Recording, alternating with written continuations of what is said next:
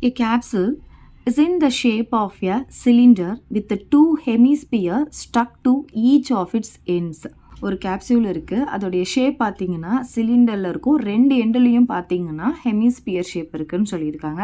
If the length of the entire capsule is 12 mm. So டோட்டலாக அந்த கேப்சியூலோட length வந்து எவ்வளோ கொடுத்துருக்காங்கன்னா 12 mm கொடுத்துருக்காங்க. அந்த டயாமீட்டர் ஆஃப் த கேப்சியூல் வந்து 3 mm கொடுத்துருக்காங்க. How much medicine it can hold. So அதுக்குள்ளே எவ்வளோ மெடிசன் பிடிக்கும்னா அதோடைய வால்யூம் கேட்டிருக்காங்க. ஹோல்டு அப்படின்னு சொன்னாவே வால்யூம் தான் கேட்டிருக்காங்க. ஸோ ஃபஸ்ட்டு சிலிண்டர் ஷேப் வந்து ட்ரா பண்ணிக்கலாம்.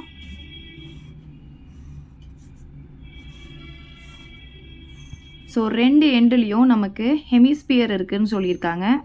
ஸோ அதனால் இந்த மாதிரி ட்ரா பண்ணிக்கோங்க. டோட்டலாக இந்த கேப்சூலுடைய லென்த் பார்த்திங்கன்னா 12 mm அப்படின்னு கொடுத்துருக்காங்க. ஸோ டயாமீட்டர் நமக்கு கொடுத்துருக்காங்க. டயாமீட்டர் பார்த்திங்கன்னா 3 mm அப்படின்னு கொடுத்துருக்காங்க. ஸோ இதிலிருந்து இந்த சிலிண்டருடைய லென்த் மட்டும் நம்ம கண்டுபிடிக்கணும். இப்போ ஓவராலாக நமக்கு வந்து 12 mm கொடுத்துருக்காங்க. அதில் பார்த்திங்கன்னா இந்த ஹெமிஸ்பியர் ரெண்டு பக்கம் இருக்குது. அப்போ இந்த ஹெமிஸ்பியருடைய லென்த் எவ்வளோ நம்ம கண்டுபிடிக்கணும். இப்போ பார்த்தீங்கன்னா ஹெமிஸ்பியர் அப்படின்னு சொல்லும் போது நமக்கு சர்க்கிளுடைய பாதி தான் இல்லையா. அப்போ இந்த சென்டர்லேருந்து இந்த சர்க்கம்ஃபரன்ஸை டச் பண்ணுறது எதுவாக இருந்தாலும் நமக்கு ரேடியஸாக தான் இருக்கும். இப்போ டயாமீட்டர் நமக்கு 3ன்னு கொடுத்துருக்காங்கன்னா அதில் பாதி தான் ரேடியஸ். எவ்வளோ கிடைக்கும் 1.5. ஸோ இங்கேருந்து இது வரைக்கும் 1.5. அதே மாதிரி இந்த சென்டர்லேருந்து இந்த சர்க்கம்ஃபரன்ஸை டச் பண்ணுற இதுவும் நமக்கு 1.5 mm இருக்கும். அதே மாதிரி இங்கேருந்து இதுவும் சென்டர்லேருந்து இந்த சர்க்கம்ஃபரன்ஸை டச் பண்ணுறது இதுவும் நமக்கு 1.5 mm இருக்கும். இந்த ரேடியஸும் நமக்கு எவ்வளோ இருக்கும்னா 1.5 mm தான் இருக்கும். இப்போ பார்த்தீங்கன்னா இங்கேருந்து இது வரைக்கும் 1.5, இங்கேருந்து இது வரைக்கும் 1.5, ரெண்டுத்தையும் ஆட் பண்ணால் நமக்கு 3 கிடைக்கும். ஸோ இந்த டோட்டலாக இருக்கிற லென்த் 12லேருந்து 3 மைனஸ் பண்ணிட்டோன்னா நமக்கு சிலிண்டருடைய லென்த் வந்து 9 mmன்னு கிடச்சிரும். இந்த எம்எம்மா சிஎம்மா அதெல்லாம் கரெக்டாக பார்த்து போட்டுக்கோங்க. ஸோ இது வரைக்கும் கண்டுபிடிச்சதுக்கு அப்புறமா இப்போ வந்து நம்ம மெஷர்மெண்ட் எடுத்து எழுதிக்கலாம். ஃபஸ்ட்டு வந்து இந்த ஹெமிஸ்பியருக்கு எழுதிக்கலாம். ஸோ இதில் பார்த்திங்கன்னா நமக்கு R மட்டும்தான் வேணும். ஸோ R பார்த்திங்கன்னா நமக்கு 1.5 mm கண்டுபிடிச்சிருக்கோம். அதே மாதிரி இப்போ இதில் சிலிண்டரில் பார்த்திங்கன்னா நமக்கு ஹெச்சும் தேவைப்படும். இந்த ஸ்பியருன்னு முடியுது பார்த்திங்களா, இதுக்கு வந்து நமக்கு ஹெச் வந்து தேவைப்படாது. அதே மாதிரி வால்யூம் எழுதும் போது நம்ம Q போட்டு எழுதுவோம். ஸோ நான் ஃபார்முலா எழுதும் போது சொல்கிறேன். இப்போ பாருங்கள், சிலிண்டருக்கு பார்த்திங்கன்னா R வந்து எவ்வளோ இருக்குன்னா ரேடியஸ் 1.5 mm இருக்குது. அதுக்கப்புறமா இந்த சிலிண்டருடைய ஹைட் எழுதணும். ஹைட் வந்து நம்ம கண்டுபிடிச்சிருக்கோம் 9 mm. ஸோ ஒரு ஹெச் தான் இருக்கிறதுனால நம்ம ஹெச்னே வச்சுக்கலாம். ஆர் ரெண்டுமே சேமாக இருக்கிறதுனால அதுவும் ஆர் அப்படியே வச்சுக்கலாம். நம்ம வந்து R1 R2 எடுக்க வேண்டியது கிடையாது.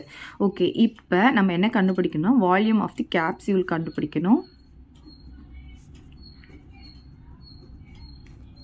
இப்போ நமக்கு இங்கே ரெண்டு ஹெமிஸ்பியர் இருக்கிறதுனால நம்ம எப்படி எழுதணும், 2 into வால்யூம் ஆஃப் ஹெமிஸ்பியர்.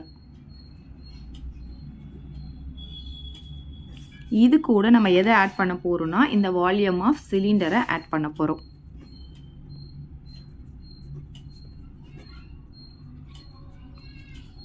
இப்போ 2 into volume of hemisphere formula பார்த்தீங்கன்னா 2/3 into πr³. நல்லா ஞாபகம் வச்சுக்கோங்க.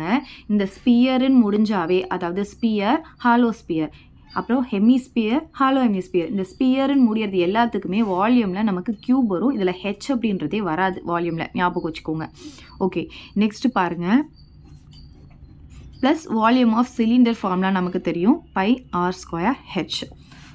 இப்போ இதில் பாருங்கள், இதுலேயும் πr² இருக்குது, இதுலேயும் πr² இருக்குது. ஸோ மினிமம் பவர் பார்த்துக்கணும், R². ஸோ πr² நான் காமனாக வெளியே எடுத்துடுறேன். ஓகே, ஸோ இப்போ பேலன்ஸ் என்ன இருக்குன்னு பார்க்கலாமா. இங்கே 2 into 2 வந்து 4, இங்கே by3ன்னு இருக்குது, இங்கே ஒரு R இருக்கும். ஓகே, ஸோ ப்ளஸ் அதே மாதிரி இங்கே πr² எடுத்துகிட்டேன், இங்கே ஹெச் மட்டும்தான் இருக்கும். இப்போ வேல்யூஸ்லாம் சப்ஸ்டிடியூட் பண்ணிக்கலாம். பைக்கு பதிலாக 22/7 போட்டுக்கலாம். ஆர் பார்த்திங்கன்னா நமக்கு 1.5 இருக்குது. ஸோ நம்ம 1.5னும் போடலாம், இல்லை 3/2னும் போட்டுக்கலாம். இந்த சம்மை பொறுத்த வரைக்கும் 3/2 போட்டுக்கிட்டா தான் நமக்கு கேன்சலேஷன் பண்ணுறதுக்கு எல்லாமே ஈஸியாக இருக்கும். அதனால நம்ம என்ன பண்ணலாம்னா 3/2னே வச்சுக்கலாம். ஓகே, ஸோ இங்கேயும் ஆர் வந்து 3/2வே இருக்கட்டும். 1.5 எழுதி வச்சுக்கலாம். ஸோ எதுக்காக அது 1.5ஆக மாற்றணும்னா இந்த 9 mm கண்டுபிடிக்கிறதுக்காக தான் நம்ம அதை 1.5ஆக மாற்றணும். பட் நமக்கு இங்கே வந்து 3/2ன்னு வச்சு போட்டால் தான் நமக்கு இது ஈஸியாக இருக்கும். ஸோ இந்த இடத்துல பார்த்தீங்கன்னா 3/2ன்னு வச்சுட்டு அதுக்கு ஹோல் ஸ்கொயர் போட்டுக்கலாம்.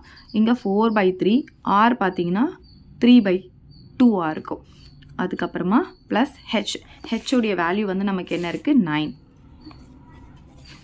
ஓகே, இப்போ பாருங்கள் 22/7 இன்ட்டு 3 ஸ்கொயர்னா 9, 2 ஸ்கொயர்னா 4ன்னு கிடைக்கும். இங்கே பார்த்தீங்கன்னா இந்த 3யும் இந்த 3யும் கேன்சல் ஆகிடும். இந்த 2 வந்து 1 டைம், இந்த 2 டைம்ஸ் கேன்சல் பண்ணிக்கலாம். அப்போ இங்கே 2 வரும். 2 + 9 வந்து நமக்கு 11ன்னு கிடச்சிடும். ஓகே, இப்போ இங்கே பாருங்கள் இது ரெண்டும் நம்ம 2 டேபிளில் கேன்சல் பண்ணிக்கலாம். இது 2 டைம்ஸ் கேன்சல் ஆகும். இது பார்த்திங்கன்னா 11 டைம்ஸ் நமக்கு கேன்சல் ஆகும். ஸோ இப்போ மேலே இருக்கிறது எல்லாத்தையும் மல்டிப்ளை பண்ணிக்கலாம். 11 11 121. 121 கூட 9 மல்டிப்ளை பண்ணிக்கலாம். 9 18 பேலன்ஸ் 1 9 10ன்னு வந்துடும். இப்போ 1089ன்னு கிடைக்கும். டினாமினேட்டரில் பார்த்தீங்கன்னா 2 7 14 நமக்கு இருக்கும். ஸோ 14னால இதை நம்ம டிவைட் பண்ணிக்கலாம். 1089 நான் 14னால டிவைட் பண்ணுறேன். ஸோ 2 டிஜிட் எடுத்து அதை விட சின்னதாக இருக்கிறதுனால நான் 3 டிஜிட் எடுத்துக்கிறேன்.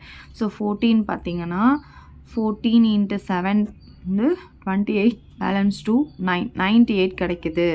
ஸோ அதுவே 14 × 8 போட்டோன்னா 32 பேலன்ஸ் 3 112 வருது. அதிகமாகிறதுனால நான் 7 டைம்ஸ் போட்டுக்கிறேன். எவ்வளோ வருதுன்னா 98 வருது.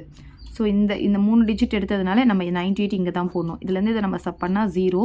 இங்கே பார்த்தீங்கன்னா இந்த 10 ஆகிடும், 1 வரும். இப்போ நான் 9 வந்து இறக்கிக்கிறேன். 109 அப்படின்னு சொல்லும்போது நம்ம 7 டைம்ஸ் தான் போட முடியும். 7 டைம்ஸ் தான் நமக்கு 98 கிடைக்குது. 8 டைம்ஸ் போட்டால் 112 ஆகிடுது. அப்போ திரும்பியும் நம்ம 7 டைம்ஸ் போடுறோம், 98 வரும். இதுலேருந்து இதை நம்ம சப் பண்ணால் 1, இங்கே வந்து திரும்பியும் 1 வரும். இப்போ நான் பாயிண்ட் வச்சுட்டு நான் இங்கே வந்து 0 சேர்த்துக்கிறேன். இப்போ பார்த்தீங்கன்னா திரும்பியும் நம்ம 8 டைம்ஸ் போட முடியாது, ஏன்னா 112 ஆகிடுது. அகைன் நம்ம 7 டைம்ஸ் தான் போடுவோம். 7 டைம்ஸ் வந்து 98 கிடைக்குது. இதுலேருந்து நம்ம சப் பண்ணோன்னா இது 0 ஆகும், இது 10 ஆகும். 10ல் 8 போச்சுன்னா 2 வரும். இங்கே பார்த்தீங்கன்னா 1 வரும். பாயிண்ட் வச்சதுனால நான் இங்கே 0 சேர்த்துக்கிறேன். இப்போ வந்து நம்ம 8 டைம்ஸ் போட முடியும், ஏன்னா 112. ஸோ இங்கே 8 போட்டுக்கலாம். இப்போ இங்கே 112 வந்துடும். இப்போ இங்கே 8 வருமா 9 வருமா டிசைட் பண்ணோன்னா நெக்ஸ்ட்டு வர டிஜிட் வச்சு தான் நம்ம டிசைட் பண்ண முடியும். இப்போ இதுலேருந்து இதை மைனஸ் பண்ணால் 8 கிடைக்குமா? ஸோ இப்போ டாட் வச்சுனால இங்கே 0 சேர்த்துக்கிறேன். அப்போ 80 வந்து 14 டேபிளில் பார்த்தீங்கன்னா 5 டைம்ஸ் பார்த்தீங்கன்னா 20 பேலன்ஸ் 2, அப்புறம் இங்கே 7. அப்போ வந்து 5 டைம்ஸ் தான் போட முடியும். 785ன்னு கிடச்சிருக்கு. இப்போ இதை வந்து 2 டிஜிட் எழுதிக்கலாம் டாட்டுக்கு அப்புறமா. அப்போ 77.5 இருக்கிறதுனால நம்ம வந்து இது கூட ஒன்று ஆட் பண்ணிக்கலாம். அப்போ என்ன ஆகும்னா 79 mm³ போட்டுக்கலாம். ஸோ இந்த இடத்துல கண்டிப்பாக mm³ போடுங்க, சென்டிமீட்டர் கியூப் போட்டுறாதீங்க, பார்த்து போடுங்க யூனிட்டை. அப்போ நம்ம இங்கே என்ன எழுதலாம், வால்யூம் ஆஃப் தி கேப்சியூல் அப்படின்னு எழுதிக்கலாம்.